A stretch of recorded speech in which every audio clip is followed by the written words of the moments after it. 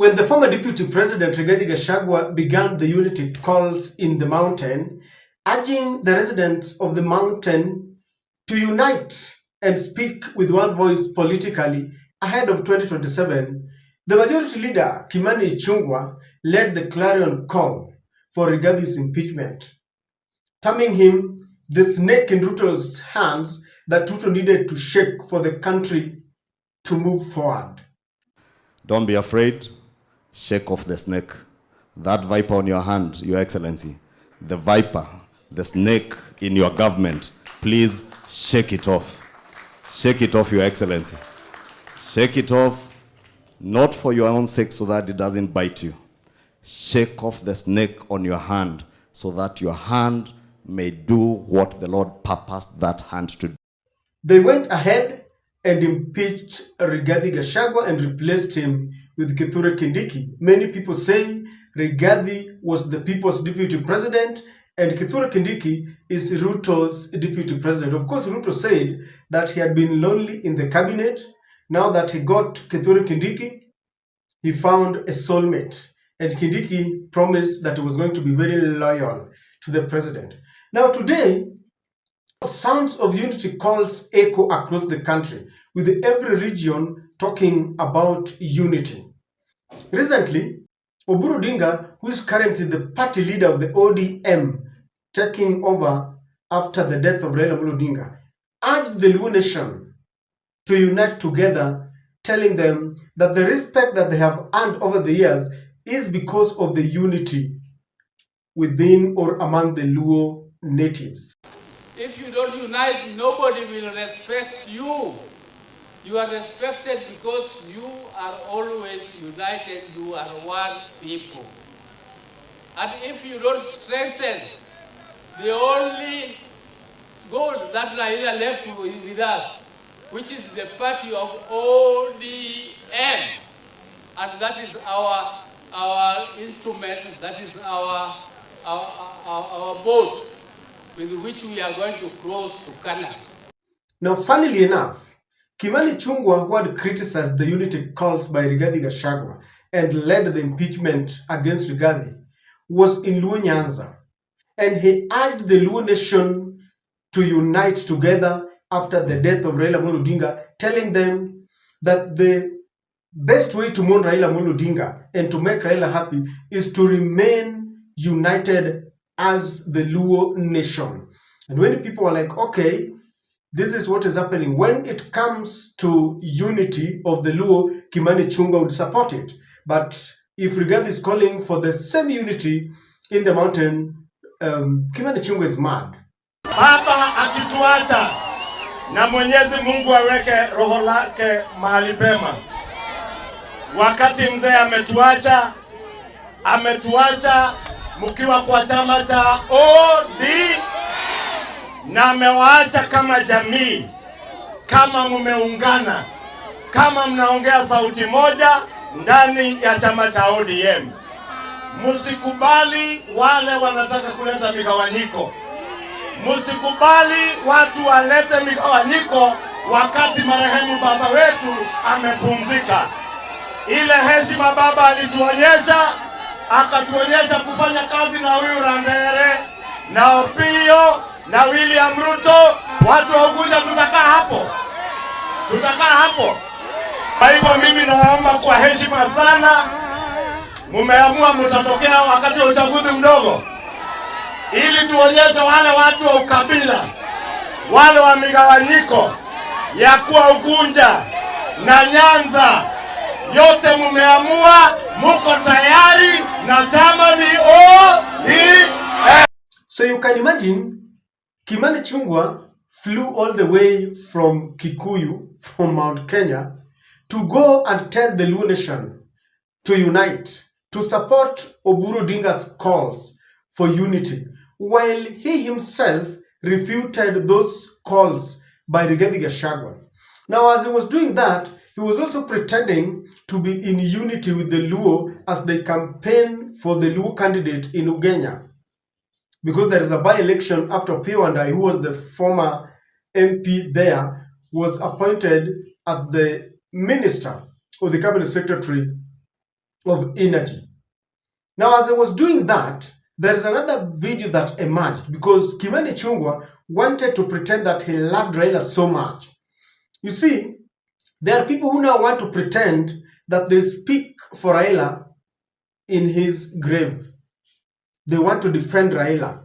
Yet when Raila was alive, they never wanted to see Raila. In fact, for Kimani Ichungwa, it is very unfortunate because he even told Raila to prepare for his death because, according to him, Raila was just too old to live for many years. This happened when Raila claimed that the government were targeting him during the Azimio demonstrations and that they had shot his vehicle 10 times. And Kimani Ichungwa told him, we have nothing against you. Wewe utakufa because hata miaka umebakisha ni kidogo sana. Listen to Kimani Ichungwa.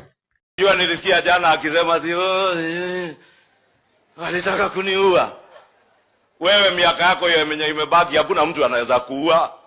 Now that video is really haunting Kimani Ichungwa because history is very unforgiving. Facts are very, very, very stubborn and internet does not lie. Kimani Ichungwa just told off Raila Odinga, you are soon dying. We don't have a problem with you.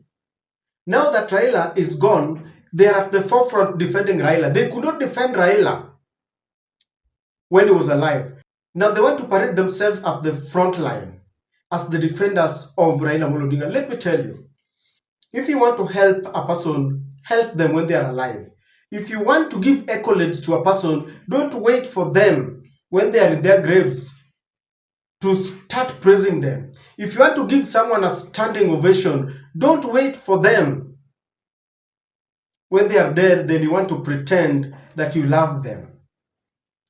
I have seen this kind of choreographed fallacy where people who never wanted Raila, people who had wanted to take Raila to Bondo in a wheelbarrow, now say that they have given him a state commendation, state burial, and they think that that is more important than respecting Raila when he was alive.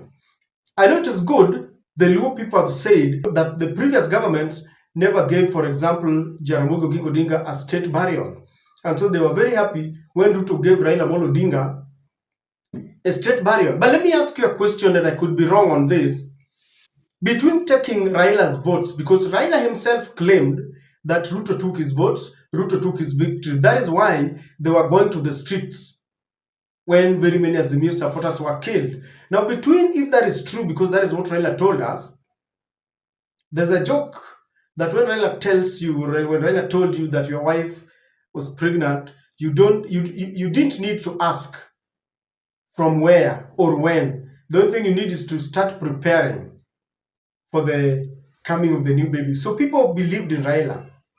Now, when he said that his votes were rigged, we can take it that it's the absolute truth. So between taking his victory and waiting for him to die, then you give him a state burial, which is better.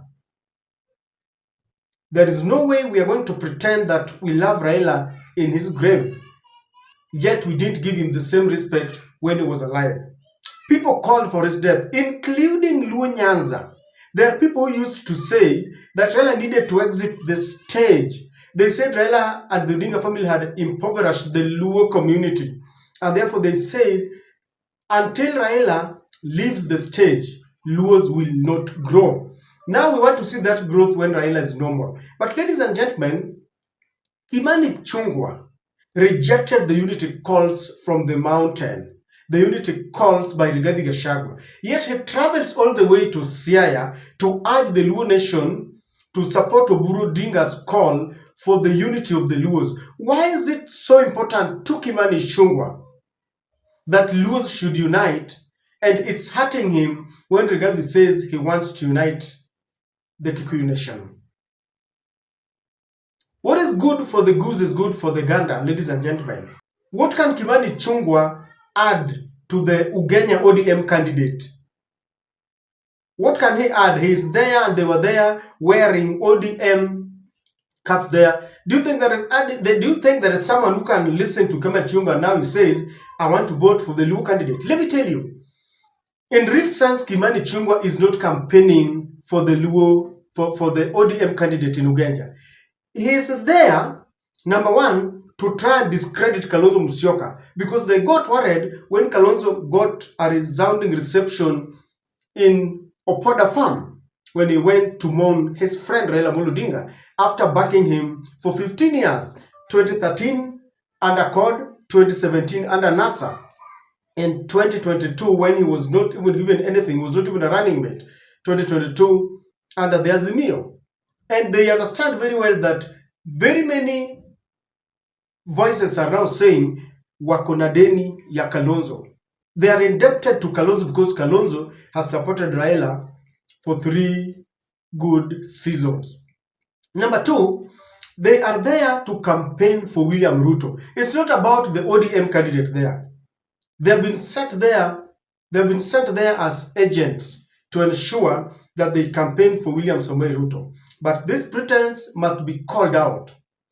If unity is good in Nyanza, it must be good in Mount Kenya. It must be good in Rift Valley when William Ruto extended an olive branch to the former Baringo Senator Gideon Moi.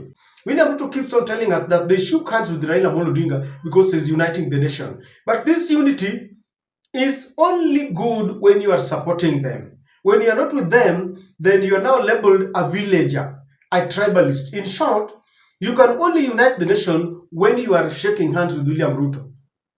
It is good for Ruto to unite the Rift Valley. It is good for Oburu Odinga to unite the Luos. But when it comes to Mount Kenya, it is a crime for Rigathi Gachagua to unite the people of the mountain. Ladies and gentlemen, Luos must be very careful. They must go back in history and go down memory lane to understand who really respected Raila in his life. Not just waiting for people who now want to pretend that they defend Raila in his death. Kalonzo stood by Raila all the way. Okay, we understand that William Ruto stood by him maybe in 2007, but Kalonzo has done it thrice. And I mentioned on this channel that William Ruto has already paid himself because he took Raila's votes. So there is nothing, he compensated himself. But even if you feel that you have supported Raila, do not discredit others, because you cannot take it away from people like Kalonzo Musyoka who have stood with Raila Amolo Odinga. Ichungwa himself had wished that Raila dies. That is why he mentioned it, that Raila had just a few years to live, because according to him, Raila's age really spoke and corroborated the fact that he was soon going. And the way and the manner in which he was, stating it means that he was very happy. He was very happy to see Raila die because he had predicted, he had wished that that happens. He cannot be in Uganda pretending that he now loves Raila. In fact, I dare say that Kimani is celebrating Raila's death. He had predicted it.